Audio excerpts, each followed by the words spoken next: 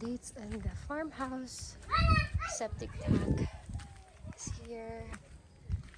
And then, nagawa na po ang first walling ng magiging CR.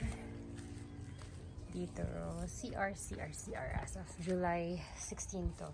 And then here is the ground floor room. May walling na siya.